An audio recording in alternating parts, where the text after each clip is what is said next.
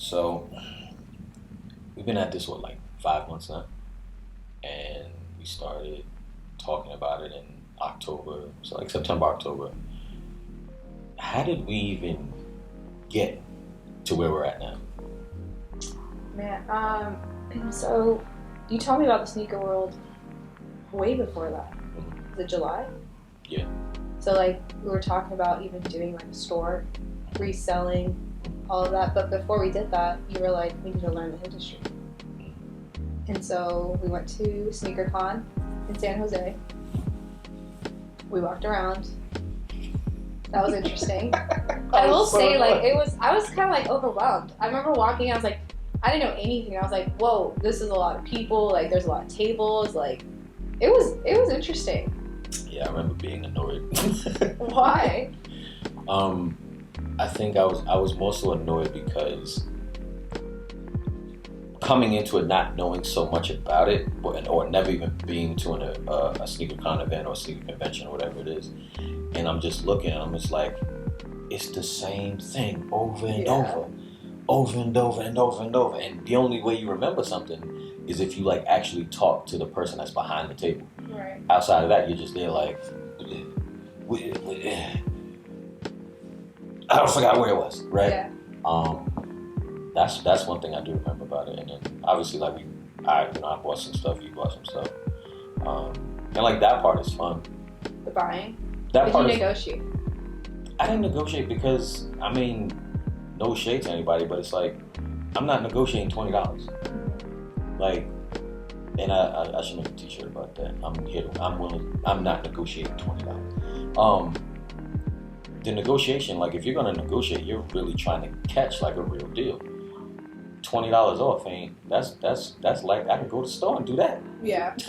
But no one really negotiates in a sense of like, it's the other person, like the reseller is like, okay, this is a certain amount. It's gonna be $300. Like the max they'll go down to is like $280, maybe $290. But it makes sense because the margins are so low. Yeah. And so they're trying to pocket as much as they can. Yeah. But then it's just a crazy world because everything's going off of StockX. Yep. So that is the market. Like that's the stock market for the price of the shoes. Yeah, like when sometimes we watch videos and everybody always has their phone and then they just and it's like you're all looking at the same price, right? Trying to negotiate the number, and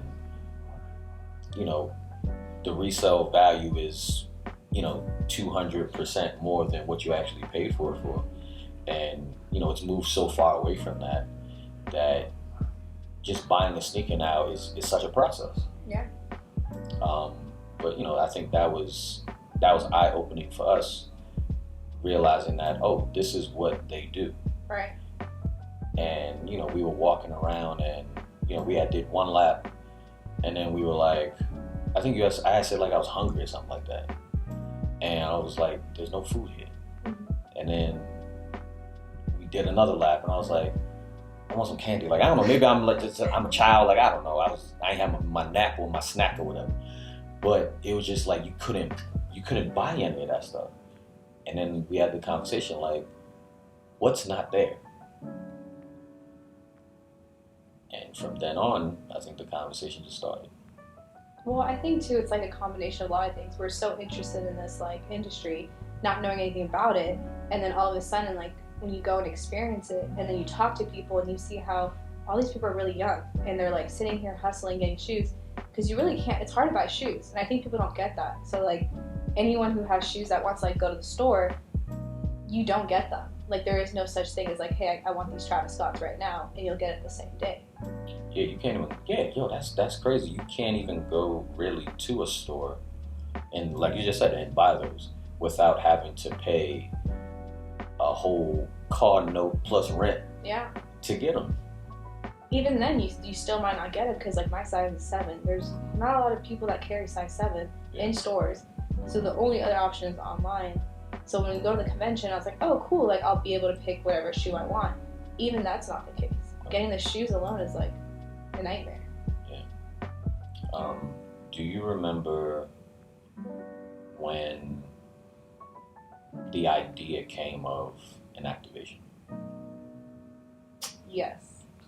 I don't remember what month it was, I went to another event, and it was a sneaker event. It was in San Diego, Kobe's, and I played. I did a whole free throw contest. I won, of course. Put that in there. Small plug. Low key. And honestly, I've went to so many sneaker events before that, before even telling you too much about it. And that was probably the most fun I had at any sneaker event. And the reason why is because I'm a girl and I go there, I'm surrounded by men, literally. I'll talk to people, I talk to everyone, but I actually was able to do something hands-on. And I was like, okay, I'm comfortable in that. I played ball, so I was like, okay, this is cool. And it actually made me stay at that event longer. I literally was going to that event for like maybe 10 minutes just to walk around, talk to people, and leave. I ended up staying there for like 3 hours. And I think at college I was like, oh my gosh, this is the coolest thing ever. And then it kind of just went from an idea to like a business. Yeah. I remember the first event we did was in California at Sneakertopia for God Soul. And I was like super nervous. So nervous. You were so frustrated to deal with that whole, I think like the first night before 3 weeks, like every day talking to you, I was just like, Mike, it's okay. I'll never forget. Like, you're like that with every event though. Yeah, because I want always things to go well and to go right. But I just remember like the night before when we did the walkthrough and everything changed. You know, I was ready to flip every table over. I'm like, what you mean we ain't got this? We ain't here. We here? And then the location. We thought we were gonna be in a different spot. Yeah. And then we were somewhere else. Yeah.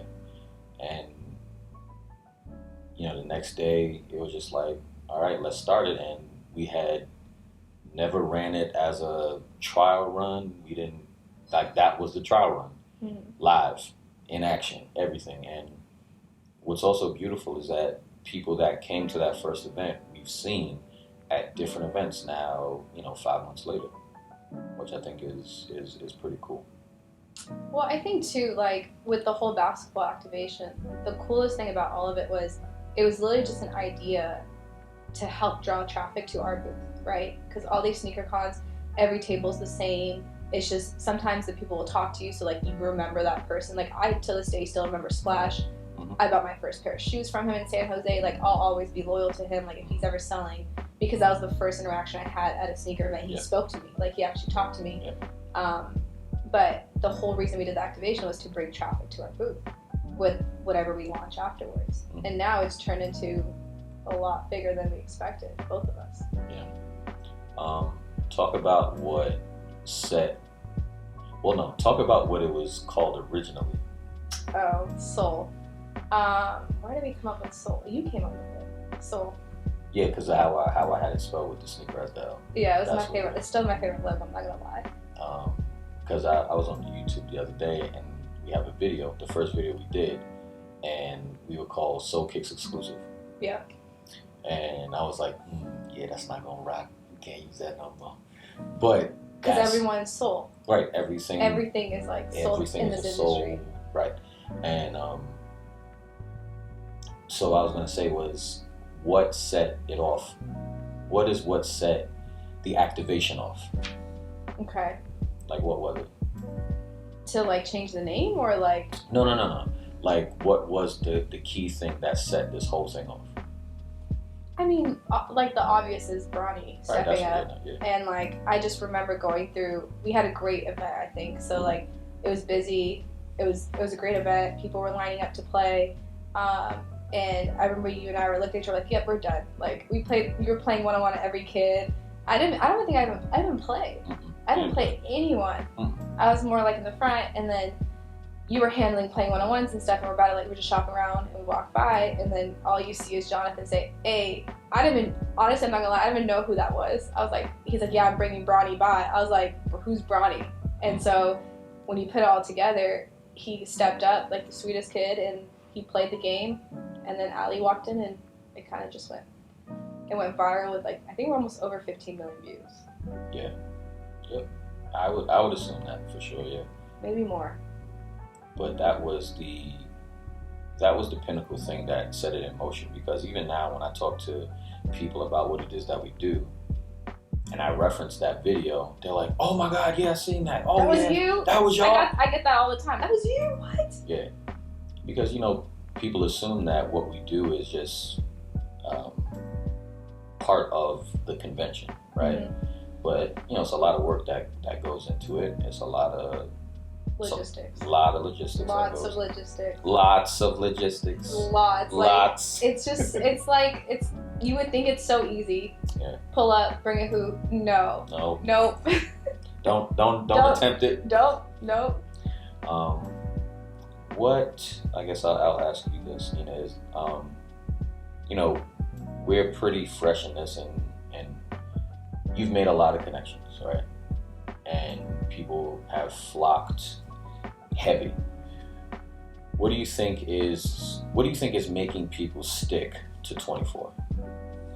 That's a good question. I think a lot of things. I think obviously us, our personality, our welcomeness, I guess, is like when we're at these events and you look at videos now, I think we brought people together. I think that a lot of people, would just go to those events, do their thing, not talk to anyone, and just go home and like take their shoes or do the buyouts and do their videos. But a sense of just like our personalities and like how we are with people has brought, I want to say, the sneaker world and sneaker culture all together. Like we're friends with so many influencers, so many event people, so many like resellers, and we just want everyone to kind of get along and create this cool environment and community. And we still talk to people we met the first time, which I remember like everyone was lined up, just either supporting or watching, everyone stepping up to the line at our first event. And I've never seen that kind of support or like community brought together at any sneaker event. And I've gone to a lot before we even did our first one. Yeah. No, I remember the energy for the first one was amazing, because it brought it back to like old school.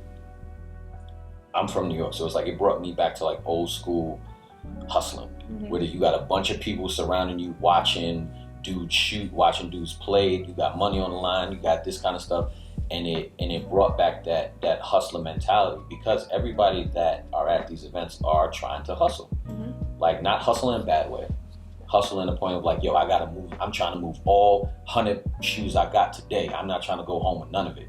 So if I gotta make a few deals, I'll make a few just to get it out. And to see that got me excited, and I think it got everybody that was staffed there also excited, because we had no idea what to expect. None.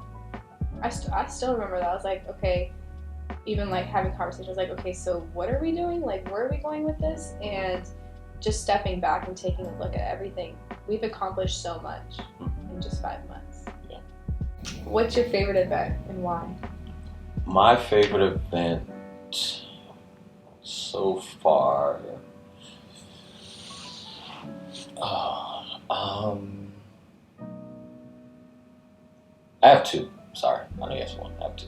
Obviously, the very first one, and we were in Springfield, Massachusetts, Basketball Hall of Fame, just because the venue of the Hall of Fame was great. Shout out to Soul Factory LLC. They put on a great event. We got a lot of great content that weekend. And there's nothing like the very first one that you do. Seeing it all come together. And that one was the most special to me, not necessarily because of the viral thing that happened, but because we did it. And it was successful.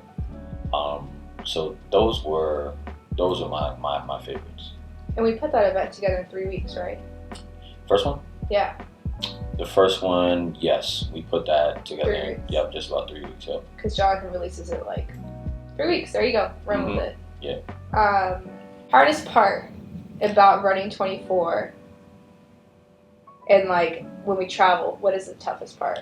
The hardest part running 24 is obviously the logistical side, and without getting into too much detail about that, it takes a lot of timing and planning on our end. Making sure that things and people that we hire out are actually going to be there, because sometimes we go to places where it's not our home base. California is home base for us, as well as New York. So we have our setups for that. But once we move into like other areas, Cincinnati, Boston, Atlanta, Texas. We have to configure things a little bit differently, finding staff, finding extra things that we may need. So it's that type of logistics that can be sometimes frustrating because at the last minute something can happen and we have to think quick on our feet. I remember there was one event where it was more so like in the midst of the day of as we got to the event and we were setting up, something went wrong with the hoop. You remember that? Mm-hmm. And I'm over here like this. He looked at me. I told you. What you mean something wrong with the hoop? But you have to be able to manage that and maneuver it. And the guys that we had were great. They figured it out. They got it done. But in my head, I'm like, yo, you said this, blah, that, bit. And that's where you come in where you're like, everything's great. Everything's gonna be fine. Everything's gonna be fine. And that's the cool thing like about our dynamic. I'm here and you're like, yeah, that's cool. It's all right. How on your end, how do you make the connections, you think? That's a good question. I know. I can't tell my secrets. I think I just talk to people. Honestly, I think it's just like being open. A lot of times when people are walking by, there's no attention. Like there's not someone like, hey, I like your shoes, or like, hey, I like your shirt, or like, just opening that conversation or just going up to them and talking. And I think that you being personable and open kind of just build the trust in the person. Do you think just talking to people is a lost pastime because everybody now is here and, oh, what's your Instagram? All right, cool, I'll holler at you. Mm-hmm. Opposed to just, hey, what's up? Tell me about you. Do you think like if we weren't so consumed with the phone that conversations would be happening a whole lot more? Yes and no. I think that it's like I think they're both, there's pros and cons, right? I think that when people do go to events, they're just so shy. Because I don't really see a lot of people on their phone unless they're doing like videos and stuff because there's so much already going on in the events. I think it's more like they're just shy or like uncomfortable to come up. And like I said earlier, like it's just us being so welcoming and like literally talking to everyone that walks by and saying like, hey, do you want to play? Or like, hey, cool shoes. Or like, hey, I like your booth. That's kind of where the relationship is built. But other than that, like I think Instagram is also good too because of business, of course. And like that's how we all stay connected. Like I talk to almost every reseller you can think of. What's your favorite event? I hate to say it, but I shouldn't say I hate to say it, but my favorite event to this day is Soul Factory LLC. I think because I was like a kid, I played basketball. I was like in this cool arena. I think I played probably like 50 guys that day, and beat every single one. Yes. Every single one. And the coolest thing is, it's like, I mean, people don't think I can actually play or like shoot and stuff. Mm-hmm. So I kind of like that, where I'm like, okay, I'll take your bet, whatever. And then I end up beating them. Let's play on that real quick. What was the best thing that you won at that event? Because you was smoking everybody, and I was smoking people, but I wasn't even taking nothing from them. But what was the which best? we're gonna change.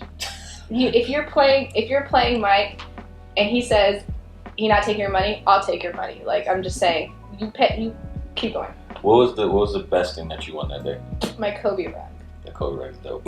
Yo, I feel so bad. I went by his booth and I was like, yo, I really want this rug. And he was like, yeah, it's $450. I said, $450? Yeah, I'll pay you for it. He looked at me and I was like, and I know he saw me play. Like maybe not, maybe they came late, I don't know. And so I was like, yeah, I'll pay you for it. And he's like what, like one-on-one? I was like, I can't do one-on-one, but like, I'll shoot you for it. And then he was like, okay. And then, long story short, I beat him. But, I mean, he was a good spirit about it. And, like, he just said, my shooting wasn't mama mentality, so you deserve it, which was really sweet. That's nice. Being in this now 5-6 months, people may not really know us, right? So, Nina, where are you from? San Diego. Born and raised? Born and raised San Diego. Okay. What was your first sport that I ever played? So funny story. My mom put me in basketball because I was short, and she thought And she thought if I jump more, I'll grow. Dead serious. Serious. So she put me and my sister in basketball. I've never heard that before. No, I'm dead serious. Keep jumping. Yeah, she was like, just keep practice jumping. And I just remember my first game, like I sucked. I was so bad, I was probably like 4 or 5, I don't remember, and I sucked. And my coach put me on the bench, and I was like, yeah, this is not gonna work. Like, I want to play. And so I just practiced every day, and ended up literally traveling and playing ball. They called me Kobe. Good times. No, I'm dead serious.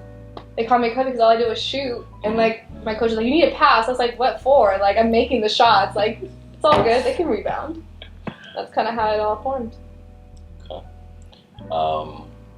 So let's kind of go fast forward. You know, high school. You went to college, right? Mm-hmm. You went to San Diego State. From college to adulthood, you know, in the shortest way possible. Like, what did you do? Like, did you, like, because you're a business person, right? So kind of like talk us through like what happened there. Yeah, so just trying to think back. I got a cool job when I was literally 15, working for a huge financial advisor. Took that, learned so much business from him, and then I did real estate.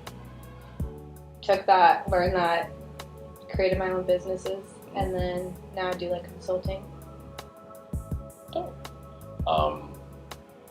How do you juggle everything that you have going on, from personal life to business to 24? Like, how do you keep it all together?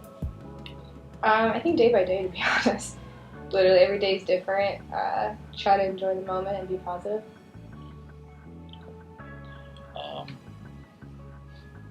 You're a very positive person. One of the most positive people I've ever met in my life. That's sad. That's really sad. You know where I'm from. We dark over here. But the positivity, if it was not, it's like ingrained in you, right? And that positivity literally like pushes out on people. Do you find yourself always encouraging that positivity to people that you just meet? I don't know. We'd have to ask them. I'm assuming. Good answer. I try. Good answer. I think everyone. I think it's like we talk about this all the time. I think it's your mindset, and I think that there's already enough like going on in this world, and literally, if you can just change your mindset, you can do anything. I mean, even with like, let's just talk about 24. Like, how many people said no to me? Do you remember? Mm-hmm. I literally, to this day, I'll never forget. I had to beg our first event person ever to like let me get. Like, I have DMs. I was like blowing him up. I flew in from North Carolina to New York. Do you remember that day? Mm-hmm. I literally flew in. Oh yeah, the Jersey one. I was working in North Carolina. I flew in literally probably. I think I landed at 9 or 10 in the morning, and I left 9 o'clock at that night. And I just literally flew in to meet Jonathan from God's Soul to be like, look, give us a chance. And he wouldn't talk to me. Yeah. Remember, I talked to his friend, and then his friend got Jonathan, and from then he was like, all right, I'll give you a shot, I guess. And then ever since then. Yeah.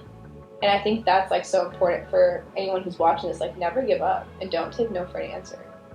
Because there's too many times where people will ask for something and I'll be like, no, I'm like, all right, guess can't do it. But sometimes you just have to kind of like push. But, I mean, it's something to really live by. The mindset that you have, the mindset that you keep. Because everybody's going through something, everybody's dealing with stuff, and it's how you handle it up here that can allow you to navigate it out. Where are you from? Where am I from? Oh, I'm from the great land of Mount Vernon, New York. Born and raised there. Lived in South Africa. Lived in North Carolina. A few places. Yeah. Where's your favorite place you ever lived? I would say North Carolina was I went to school in Charlotte for college, and it was just a city that is a melting pot of like a bunch of different people from all different countries, races, everything like that. But it was where I grew up. Like there's growing up as a child, and then there's growing up as an adult. And as an adult, that's where I started to grow up. Worked, went to school, worked for a law firm when I was in school. But I always, could see you as a lawyer. yeah, it was fun. You'd be like the chill, like litigator. Go to jail. That's fine. Yeah. But it, the firm I was at, it was a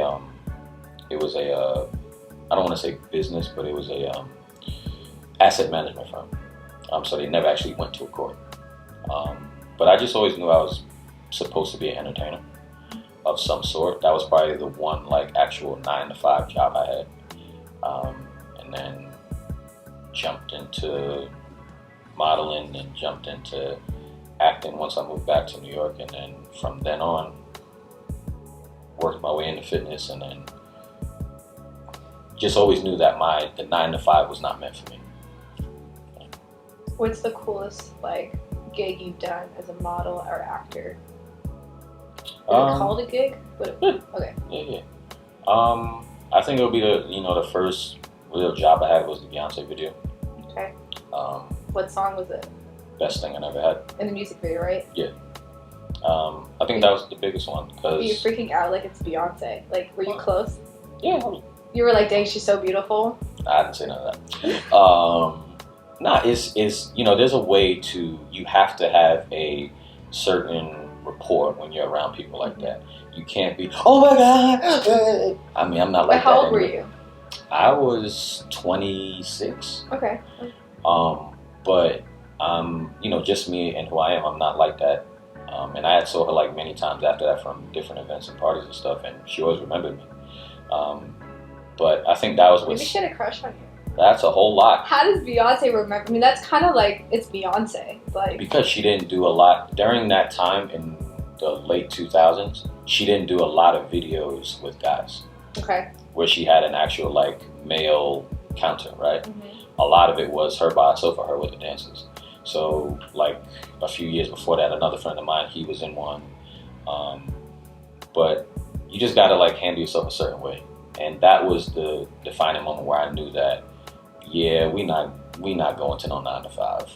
Yeah. Because if I could book this, just imagine what else I can book. Right. Yeah. How does it feel to be like an entrepreneur? And like, what advice do you give people who want to take that route? Because you've never done a 9-to-5. You have to learn how to not do a 9-to-5. How? So there's a leap of faith that you have to take. My family, when they saw that I was modeling and acting, they was like, oh, so, good luck with that, but, what are you really trying to do? Mm-hmm. You have to be able to take that type of criticism. And it has to be something like literally instilled in you from birth, I totally feel, that you're able to take that type of criticism and still pressure on no matter what. I love being an entrepreneur. It's something that I've always seen, but just didn't know how to get there. And you definitely have to have the right people to help you navigate that. You still have to take the leap of faith on your own, but you have to, whether you're researching on YouTube or you're following entrepreneurs, you have to have somebody help you navigate and work your way through it. Advice.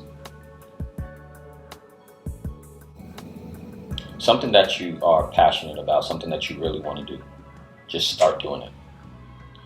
Because if you don't start it, you're always going to be trying to wait for the perfect time. There is no perfect time. You're always going to be waiting for the right setting. There's never going to be the right setting. You just actually have to do it and put it out there. And be okay with it failing. Be okay with it prospering. But understand that it's going to be one or two. And if it fails, you have to learn from the failure. Because you just can't keep failing. Mm-hmm. Research any person. Things failed before they actually worked out. Sure. And in every failure, you're going to learn something. So that when it comes over the next time around, you're like, oh yeah, I figured that out. Yeah, that's not going to happen again. Right. Everyone should be able to fail. Well, I shouldn't say everyone should be able to, but they should be okay with it. If you learn what you did wrong and just make it better, and kind of pivoting where you're going. I think everybody should at least experience some type of failure. I'm not talking like failure on a test or anything like that, but failure in something that you want people to receive, and they may not receive it. And it's like, okay, why didn't they receive it the way that I thought that they would? And that's what you got to figure out. So just kind of taking it back to like the sneaker world, and like, what is your favorite part of the sneaker world? Like, what is it that kind of drew you to this industry, and like you're so passionate about it? There is a innate hype around what goes on your feet, and it's a status now. I'm 36, so back in the day, if you had a pair of Jordans on, it was like a big thing, right? If you were able to get the new ones, it was like a big thing. Growing up, I didn't have a pair of Jordans. My parents wasn't with that shit. Now, it's a status symbol of either you're very cool, you got connections, you actually have the money to buy it, or you're connected to the world in some type of way.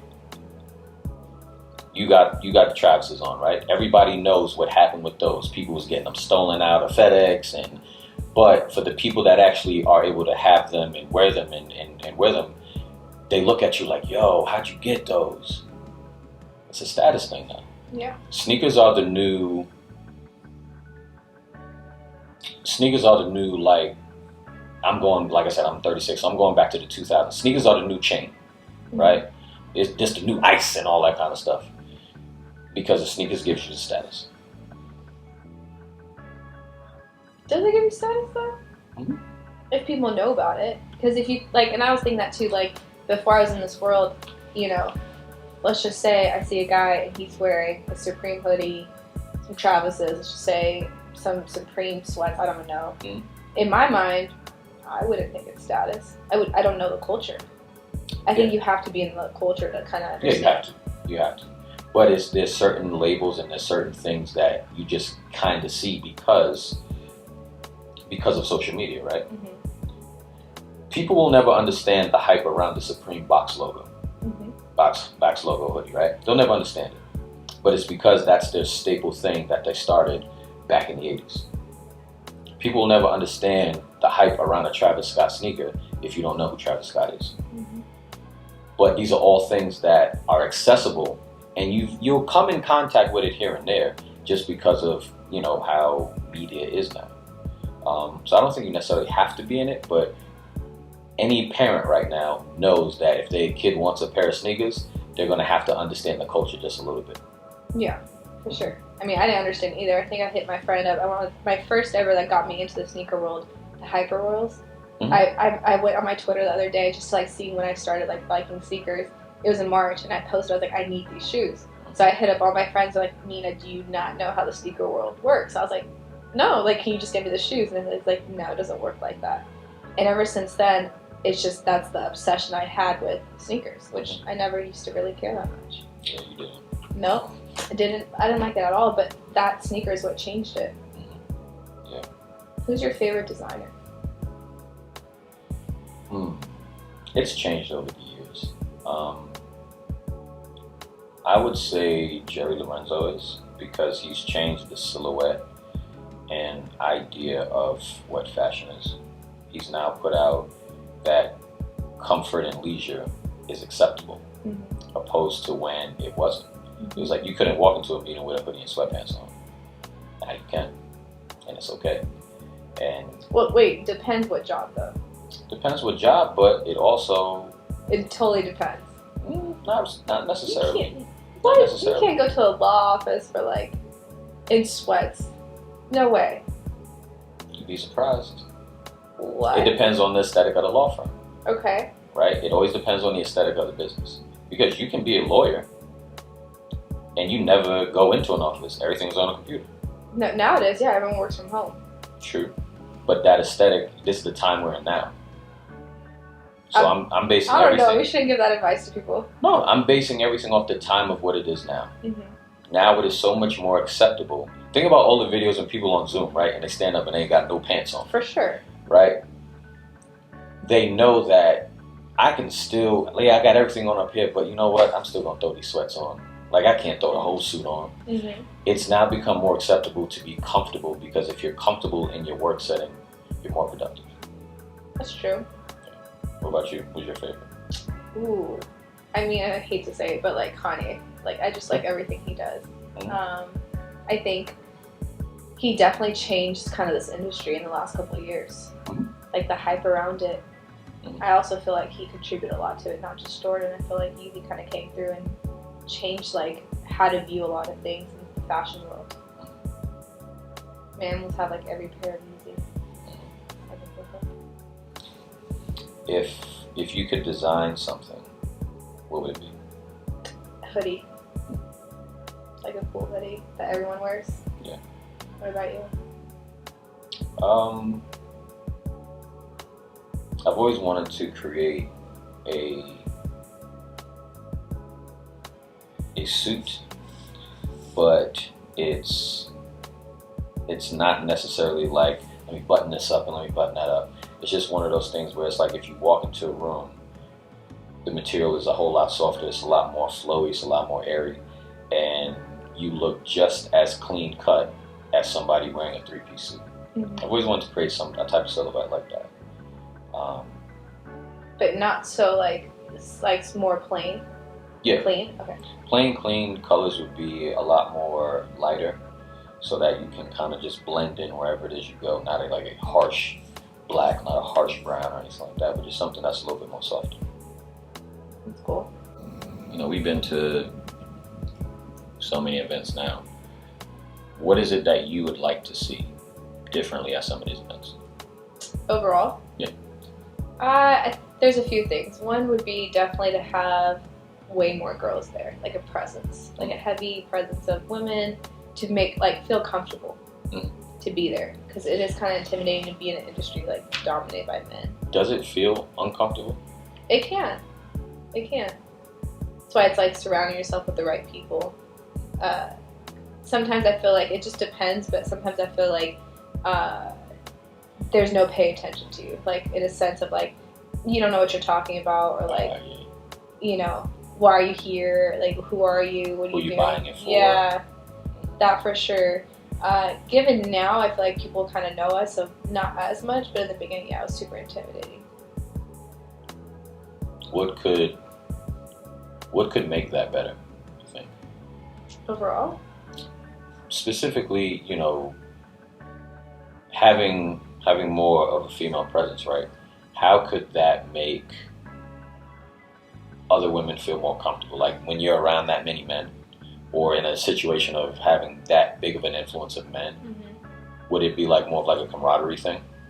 Yeah, I think so, because it'd be nice if, like, say, for example, I go up to a table and you generally are not trying to make a sale, but like you kind of give me insight, like, look, here, this is what StockX is selling it for, I'll sell it for you for this, and you know, this is what you need to look out for if you're to go shop around and stuff. I think just kind of like, in a sense, educating and not looking down on people who are trying to get in the industry would be cool. And then reaching out to more females to come to events and like kind of teaching them about the sneaker world, or like letting them feel somewhat involved, because it's hard to get into the sneaker world as a female.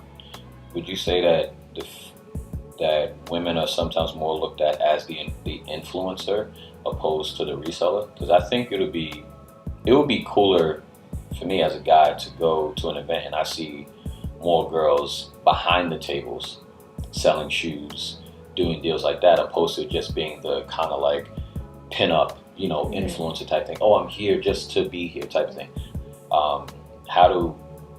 How would sneaker culture like help that narrative of bringing more female resellers in, or more female people in to push culture? I think it's education. Like, you just gotta educate women. Like, just to be even, a lot of people don't, and I hate to say, a lot of people are like, oh yeah, I'm in the sneaker world. What does that mean? Like, what do you mean you're in the sneaker world? What are you doing? And it's like, it's not necessarily just selling shoes or reselling, but I think it's educating everyone, men, women, kids, whoever, in a level of feeling comfortable. You should start a coalition for women in sneakers in all aspects, because, you know, I'm on TikTok and Instagram and I'm seeing like the girls that paint shoes, the girls that do art. Like, it's like bringing a whole collective of women together to showcase that. I think that could be a very solid way so that people can have the access to them. Yeah. To me, like, look, this whole event is women. These are the people that are running this and doing that you don't know who they are. Right. 24Ball. What's the vision? What's the future? How do we come up with a name too? Where did that come from? And what does 24 mean? 24, the name 24 originated from the original aesthetic of what our activation is, right? You get 24 seconds to make as many free throws as you can. Then it got roped into your favorite player of all time, Kobe Bryant. Then it got roped a little bit further into this 24 hours in a day. 24 is always around us, right? So I'm pretty sure that's how it came about. Not bad, not bad. I think that's exactly how. If people want to know. Yeah, you know, we always try to use things that are connected to us, and it goes from everything from the players that you see on some of the vinyls and banners that we do. It's all like a direct connection to us. Like, your favorite player is Kobe, my favorite player is Vince Carter. You play like Vince too, by the way. Man, I can't dunk though. Torn ACL. It ain't gonna. But could you dunk before that? Yeah. Okay. Were you good? I mean, how are you a good dunker? I mean, that's like, can you do like cool moves like Vince Carter? Heck no, oh, he's okay. Vince Carter. But you know, the vision, like, I mean, where does 24 go now that it's, 6 months in, and has had viral traction, has had consistency, has been East Coast, West Coast, Midwest. It's a vision. I think there's a lot that we're trying to accomplish and do. I think that right now our main focus is like creating a presence at all these events and finding our favorite events to kind of partner and team up with, to kind of go on tour with them, in a sense of like, a lot of these events, there's probably like 5 or 6 that we work with. They have about 2 to 3 shows every couple months. And so finding our favorite ones, figuring out how we can build a better relationship with them, and literally going on tour with them. I mean, my goal is to be in every city. Well, let's just say every city, sorry. Ooh, let's not say every city. I would like to go to almost every state eventually with 24. Just to say we did it. Trying to hit up North Dakota? Heck yeah. Name one you city ain't coming? Name one city in North Dakota. Wait, shoot. Wait, it starts with a D. I'm so mad I didn't know it because I thought about this the other day. I had a friend that was from North Dakota. Dang it, I'm sorry. Called Des Moines. Oh, is it? Yes. No, that's not what I was thinking though. There's another one. Shoot. No. We're gonna work on our geography though. Yeah. Because sometimes, like, when I'm doing traveling, I'm like, okay, we'll land here, but then realize it's an hour away. Lord. And then we gotta drive, and then we gotta fly out different it's a lot. Lord. But we make it happen. We make it happen. Every time. What's 24's motto? Let the games begin. You came up with it. Yep. Let the games begin. Because we have more than one game. This is true. We about to have a whole new thing too. For some of y'all that need practice. Okay, yeah, can we talk about that, please? Please stop saying you're gonna play, but can you get a practice shot? Why do you need a practice shot? Why? We still talking about practice. Literally, that's like, I mean, I get it, but that kind of messed up like your rhythm, I love when people say they gotta feel the rim. What? You don't touch the rim at all. Or the balls. Like, what? I love that people think that it's rigged. Yeah. We should make it rigged, probably. I'm like this. Nope, not rigged. Like, you sure? Well, nah, the rim, man. No, you trash. Yeah. Wait, also, too, literally, I've never met so many bad shooters in my entire life. Literally. I mean, I think nowadays the idea of playing basketball is not as prevalent as when we were younger. That sucks. It does. I mean, because it's on social media. Because everybody play 2K, and everybody nice in 2K. Mm-hmm. I'm dead serious. You take up somebody that's nice in 2K and put them on a real court, they're gonna be out here like, it's not a video game. Nope, it's none of that. Craziest character that stepped up to the line? Ooh. There's a few. Oh man, God, Seoul, New Jersey. I can't remember the dude's name. Don't say it. I can't remember my man's I name. remember too. I can't remember my man's name. My man was on one. He did everything we had. He did bing bong. He did free throws. He did 3-pointers. He was trying to play 1-on-1. He spent some money, and I just love it when people like talk trash, because the trash talking like hypes it up even more. Yeah. And then I just like mentally message you. I'm like, so you talked all that trash, and that's the trash you put up? Yeah. You shouldn't talk trash. Yeah. But yeah, him for sure for me. You know, what about you? Oh man, that guy who didn't pay me. Let's not talk about him. Oh man, I forgot his name. That's good. Let's not talk about him. If you challenge me, literally, I'm good for my word. If I lose, I lose. I'll pay your money, whatever. But this kid, Mike almost, had to put hands on. You better tell him. Put it like this. And I'm looking at the camera when we say this. Don't put up money that you do not have. We got it. Don't put up money that you don't have. Don't put up $100 if you don't got $100. I don't want to hear I gotta go to the car and drive to the ATM and pull the money out and then put it back in and transfer it to the other account. I don't want to hear none of that. You got 100? Put 100 out. And if you lose immediately, I'm trying in a 5-second grace period. Pull your phone out. Cash App, Zelle, Venmo. It's under $600, so you ain't gonna get text. I said what I said. Yeah, he owes me money. That'd be nice. And don't challenge people. Like we're taking everyone's money this year. That's the goal. No challenging for free. But literally no challenging for free. I'll be your manager. Because Mike can play. But yeah, if you're stepping up and you're gonna challenge people, I think I'm gonna take the money first now. Don't challenge stupid numbers either. Don't come up and say I'll play you for $500. $1,000. $1,000. Like let's not do that. I'll take it, but we need to see it. Let's not do that, because now everybody's just out here capping hard. You might have $1,000 somewhere. Yeah. But if that's your rent money or your college tuition money, please don't put that up. Yeah. Because we're not giving it back. And we don't feel bad. We don't feel bad. We don't feel bad. Coming talking this shit, we taking this shit too. I think that you can't. I'll let people make their own decisions. Don't challenge it. We both can shoot, and that's the cool thing about 24. Like, we're both decent players. Like, and not just that, the people that we actually have work with us too.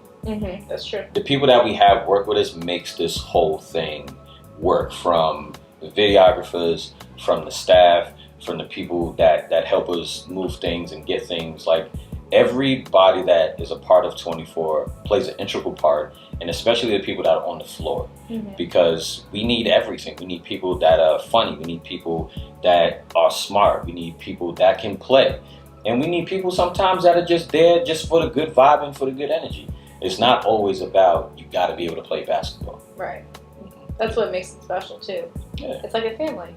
Exactly. We've employed quite a few people. Yes, and we realize that after every day. We're trying to scale back. No, we're just kidding. We love our team. We do. Favorite city you've traveled in within 24? Not event necessarily, but city. California is always the best. Okay. Just because the weather is nice, and the people are different, and it's a whole different culture over there. We're nice. You're very nice. We're all really nice. Very, very nice. New York's been not that bad. We're not nice. Yeah. We're not. Nope. Nope. Sometimes. Nope. Sometimes. Mm-mm. So California. California. Cool. I don't know. That's a tricky one. I think it's always Boston was really fun. Boston was cool. It was a different vibe, culture, city. That was interesting. Of course, love New York all the time because it's so different. Well, your favorite city may be the next city we go to. Yep.